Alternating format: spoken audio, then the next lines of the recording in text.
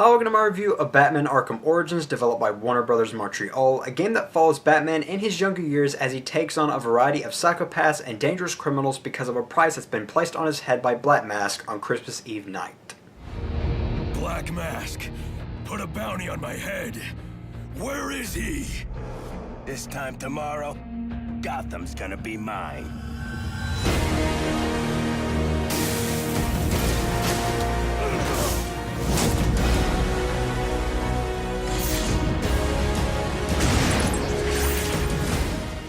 Okay, so I'm almost somewhat ashamed to admit this, but I rarely go back and replay games once I've finished them. And Batman Arkham Asylum and Arkham City is among those few games that I've actually gone back and replayed, because those two games are excellent. I really adore those games. Those really are two of my all-time favorite games that I've ever played. And what's brilliant about those games is that when I play them, I actually feel like I'm playing as Batman in Gotham City. It doesn't feel like a knockoff or anything like that. It feels legit. It actually feels like Batman. And if you can do that, then you've succeeded. You know, you've done your job.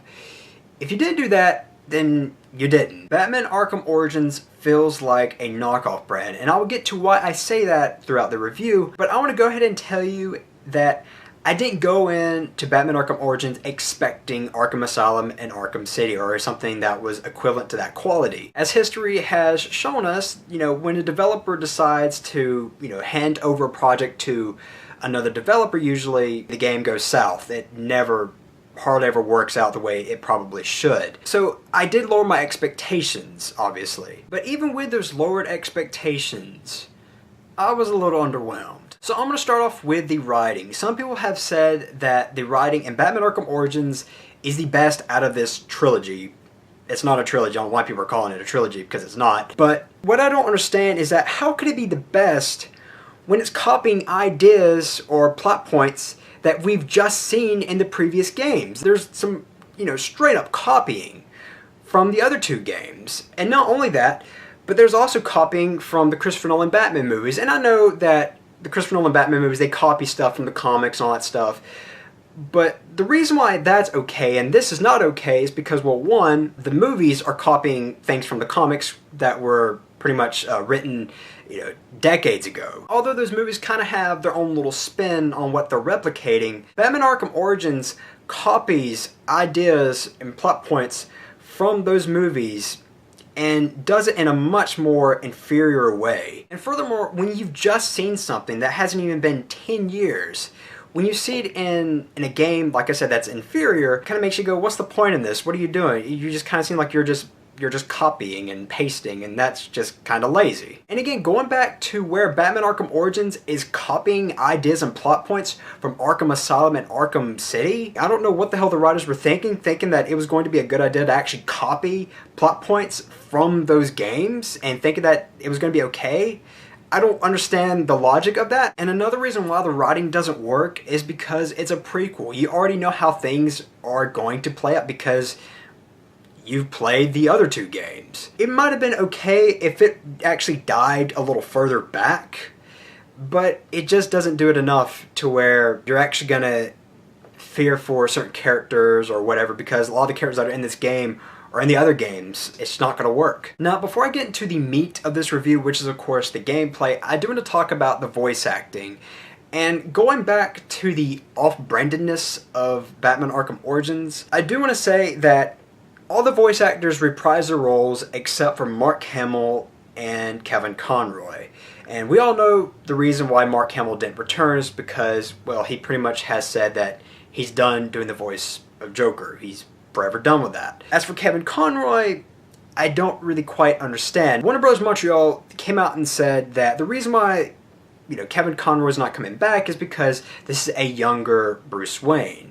And okay, that's totally fine, but if that's the case, then why is everyone else coming back and everyone else sounds the same and no one has pretty much aged, I guess, in terms of voice. And another problem I have with this, as good as Roger Craig Smith is, he's just not Kevin Conroy. His voice is, of course, higher and everything like that, but I don't know, I couldn't really buy him as Batman. I knew he was doing the best he could. I'm sorry that I couldn't, but I'm just going to give you my honest opinion. I didn't buy him as Batman. I didn't. And of course, since Mark Hamill didn't return, we have another fill-in who is the great Troy Baker. And I'm a huge fan of Troy Baker. I loved him, absolutely loved him in The Last of Us. One of the best video game performances of all time. One of the best performances I've seen this year. And I mean anywhere, because he's fantastic. But he's just not Mark Hamill. And I know that's unfair, because, look, you know, Kevin Conroy and Mark Hamill, they're masters of their craft. But, again, he's great. He's great. He's great as the Joker. However, he's just not Mark Hamill. And, again, that did take me out. And look, I'm not blaming the two voice actors, because, like I said, they did the absolute best that they could do. But it's just not the same thing. It just, again, feels like an off-brand version of Batman, and I hate to say that. Now to get on to the main portion of my review, and that, of course, is the gameplay. I'm going to start with the overall, I guess, scale of the world. Batman Arkham Origins is by far the biggest, however, it's also the least detailed. Despite all the pretty Christmas decorations and the snow, it's pretty damn bland. You have this huge, you know, this big scale. I mean, it's like I said, it's much bigger than Arkham City. In fact, Arkham City is actually in the game before it became Arkham City, so that's kind of cool to kind of see. But like I said, it's less detailed. And that's where my problem lies at, is what's the point in having, you know, a bigger game if the detail is not there? It's just going to be bland and boring. And that's kind of my main view on Batman Arkham Origins. It's just kind of bland. The level designs are pretty much copy and paste. They made basically a set of Predator rooms. You know, that's where you get on the gargoyles, you swoop down, you take out dudes in a more stealthy fashion. I can't tell you how many times I got a sense of deja vu, and that's because, well, pretty much every single Predator room,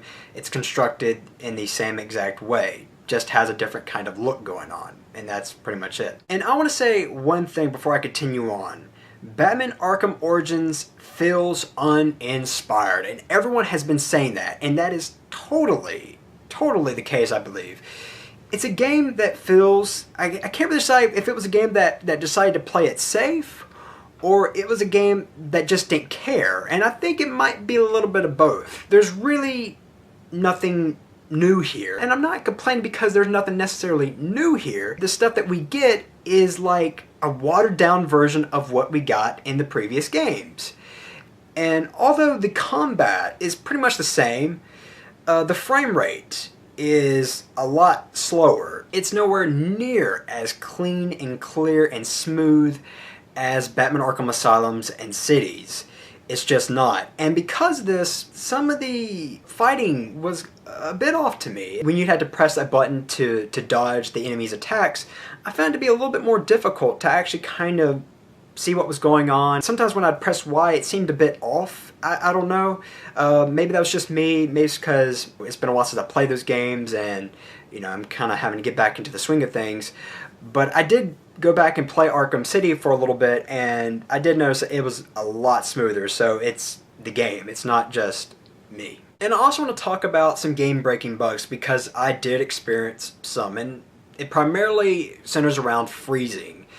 There were many, and I mean many times, where I had to restart my console because the game would just freeze out of nowhere. Like, sometimes I'd be coming out of a building and it had to load, or sometimes I'd just be playing around and all of a sudden it would just freeze, lock up, and I'm done. I had to restart. And there were some times I couldn't even start the game. I'd have to literally restart my console because it just would not start. It got pretty damn annoying at times. I would say it's over 10 times it froze throughout the course I was playing. That's really kind of gaming 101. Make sure your game actually works and doesn't freeze like that. I mean, look, lockups are going to happen every now and then. I'm okay with that. But when it happens, you know, that many times, there's something up with your game. But look, I know I focus pretty much solely on the bad, and there are some good things about this game, and I want to tell you that. First off, there is a new mechanic. It's actually pretty neat, where instead of, you know, securing a crime scene, you know, you just kind of walk into a crime scene, you just kind of click a few buttons and you're done. The crime scenes are a lot more immersive. So what's cool is that you can actually rewind and fast forward these little holograms. Let's say there's a guy that ends up shooting somebody. You basically rewind to where the person might have entered the room and you have somebody that's following him and then he shoots him. You can actually rewind that and actually, see what actually happened. I mean, it's kind of hard to describe. It's pretty neat, though. I like that. I like that aspect of it. And another thing I want to mention is some of the main missions. Some of them are fun, some of them are not so much. The side content is pretty much worthless, in my opinion, because it's just a lot of collecting things, and that's it. There is maybe one or two that were kind of neat. I found the one with Deadshot to be probably one of the better ones. The others where you're just collecting stuff, and then you might have, if you're lucky, a little so-called boss battle at the end of it. Those are I don't know. There's just, the side content's not very great. But the main stuff is decent. Where the game kind of shines is in some of its boss battles. Although some of it is trial and error, I did enjoy the boss battles. Now, some of the content where you had to actually work up your way to the boss battles, those can be a little iffy at times. But when you actually get to the boss battles, they are pretty cool, they are pretty neat, and they are actually fun. So that is very much a positive for Batman Arkham Origins, so it gets points for that. Now, one other new addition that Batman Arkham Origins has is the multiplayer. And I would love to tell you more about the multiplayer, but unfortunately, I was only able to play one game. And why, you ask, is because, well, the servers are pretty terrible. And not only that, but nobody's playing it. Everyone else is playing Battlefield 4 and GTA 5. So, there you go. Now, I'll be honest, it's something that actually could have been fun. From the game I did play as Robin. So what you do is you take out people. What you do is that you kind of run around the map and you kind of sneak up on them and you take them out. I wish I could tell you what it's like to play on, the criminal side, where you actually, you're giving a gun and, you're walking around, you're having to actually, fight other gang members and you're having to take out Batman and Robin and all that stuff. But, I never played a game like that, so I can't actually tell you. But from what I played, when I played as Robin, it was kind of cool. Nothing great or anything that's, worthy of actually going out of your way to play, because, well, for you to actually play this, one, you'd have to obviously buy Batman Arkham Origins, and two, you'd always have to switch discs to play, because, well, I don't know why that's the reason. And, there's only like 4 maps. And there's only like 1 game mode, so I don't really quite understand why it needed its own disc. I guess it was a complete afterthought. Kind of seems that way. But I don't want to switch discs. Overall, if you've been dying to play this game and for some reason you have yet to pick it up, then I would suggest that you wait. You wait till it, the price drops to, maybe $20 or so, because it's just not worth $60. But if you want my brutally honest opinion, I would suggest skipping it. I really do. The reason I say this is because if you already have Arkham Asylum and you already have Arkham City, just go back and replay those. Those are far better games. And I'm telling you, you're going to have a lot more fun replaying those games than you ever will with the overall experience with this game. And I'm just telling you the truth. I really believe that. And in fact, I kind of wish I would have skipped out on this game and gone back and played Arkham Asylum and City, because like I just said, those are far better games. It's not a bad game. I can't call it a bad game. I can't quite call it that, because it's not bad. It's just a game that played it incredibly safe. And because of this, it just seems very boring. It seems very bland, albeit I did have some fun with it. I really can't give this game anything higher than a low 3 out of 5. Like I said, it's not a bad game, but it's sure as hell not a great game. And I'm almost reluctant to call it a good game. I think it's, at best, decent. But that's really all I have to say. I hope you don't hate my opinion too much, or you don't hate me, because I'm just giving you my honest opinion. If you love this game, you think it's great, you think it's the best game of all time, that is perfectly fine. There's nothing wrong with that. I'm just giving you, again, my honest opinion, and that's really all it is. It's just an opinion. So, as always, I'm Colyn Kirkland, and thank you so much for watching.